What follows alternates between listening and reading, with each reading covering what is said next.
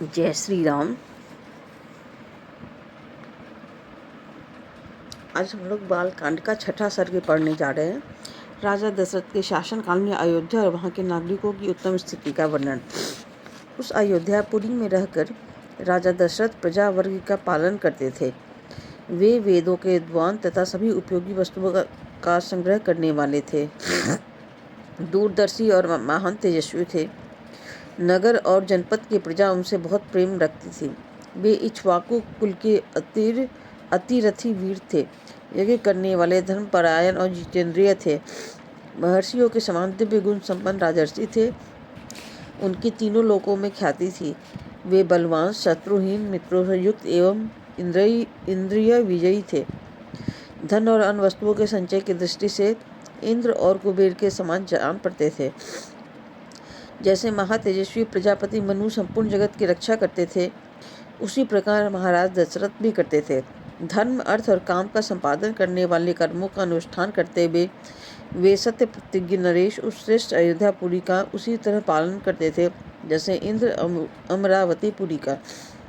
उस उत्तम नगर में निवास करने वाले सभी मनुष्य प्रसन्न, धर्मात्मा, बहुश्रुत, निर्लोभ, सत्यवादी तथा अपने अपने धन से संतुष्ट रहने वाले थे।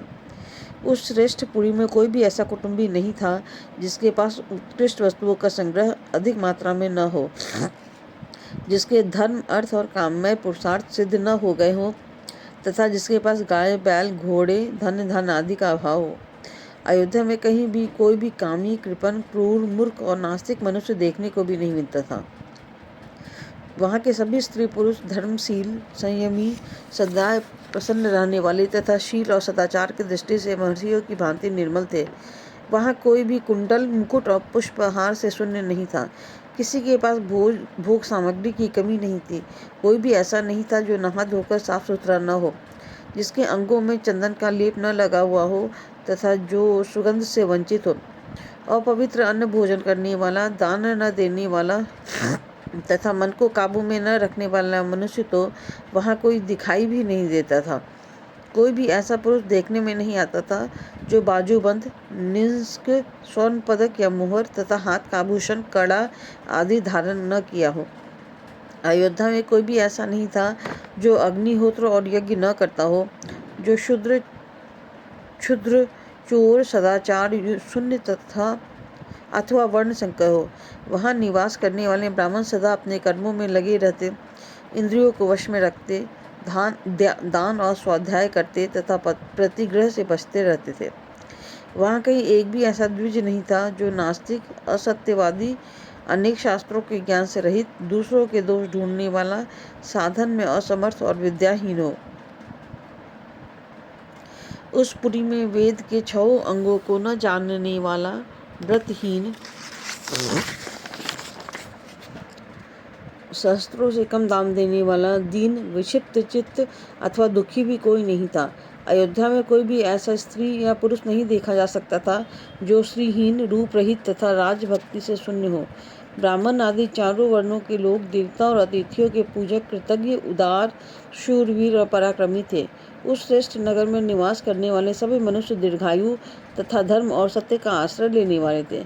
वे सदा स्त्री, पुरुष और पौत्र आदि परिवार के साथ सुखी रहते थे।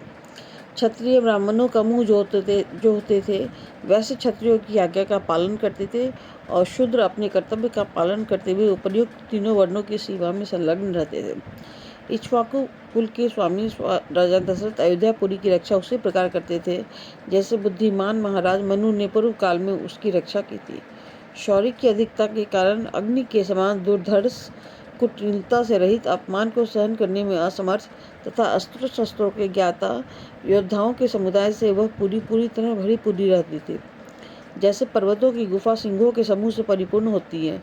कम्बोज और बहाई देश में उत्पन्न हुए उत्तम घोड़ों से बनाए हुए देश के अश्वों से तथा सिंधु नद के निकट पैदा होने वाले दरियाई घोड़ों से जो इंद्र के अश्व उच्च श्रवा के समान श्रेष्ठ थे, अयोध्यापुरी भरी रहती थी। विंध्य और हिमालय पर्वतों में उत्पन्न होने वाले अत्यंत बलशाली पर्वताकार मदमत्त गजराजों से भी वह नगरी परिपूर्ण रहती थी। ऐरावत कुल में उत्पन्न महापद्म के वंश में पैदा हुए तथा अंजन और बामन नामक दिग्गजों से भी प्रकट हुए हाथी उस पुरी की पूर्णता में सहायक हो रहे थे। हिमालय पर्वत पर उत्पन्न भद्र जाति के, विंध्य पर्वत पर उत्पन्न हुए मंद्र जाति के तथा सह पर्वत पर उत्पन्न हुए मृग जाति के हाथी भी वहाँ मौजूद थे। भद्र, मंद्र और मृग इन तीनों के मेल से उत्पन्न हुए शंकर जाति के, भद्र और मंद्र इन दो जातियों के मेल से पैदा हुए शंकर जाति के, भद्र और मृग जाति के संयोग से उत्पन्न शंकर जाति के तथा मृग और मंद्र इन दो जातियों के सम्मिश्रण से पैदा हुए पर्वताकार गजराज भी, जो सदा मदोन्मत्त रहते थे, उस पुरी में भरे हुए थे। 3 योजन के विस्तार वाली अयोध्या में 2 योजन की भूमि तो ऐसी थी जहाँ पहुंचकर किसी के लिए भी युद्ध करना असंभव था। इसीलिए वह पूरी अयोध्या इस सत्य एवं सार्थक नाम से प्रकाशित होती थी, जिसमें रहते हुए राजा दशरथ इस जगत का, अपने राज्य का पालन करते थे। जैसे चंद्रमा नक्षत्र लोगों का शासन करते हैं, उसी प्रकार महातेजस्वी महाराज दशरथ अयोध्यापुरी का शासन करते थे। उन्होंने अपने समस्त शत्रुओं को नष्ट कर दिया था, जिसका अयोध्या नाम सत्य एवं सार्थक था, जिसके दरवाजे और अरगला सुदृढ़ थे, जो विचित्र गृहों से सदा सुशोभित होती थी। सहस्त्रों मनुष्यों से भरी हुई उस कल्याणमयी पुरी का इंद्र तुल्य तेजस्वी राजा दशरथ न्यायपूर्वक शासन करते थे। इस प्रकार श्री वाल्मीकि निर्मित आर्ष रामायण आदि काव्य के बाल कांड में 6वां सर्ग पूरा हुआ। जय श्री राम। मैं चाहती हूँ प्रभु श्री राम का यह संदेश, उनका ये पावन ग्रंथ घर घर तक पहुँचे।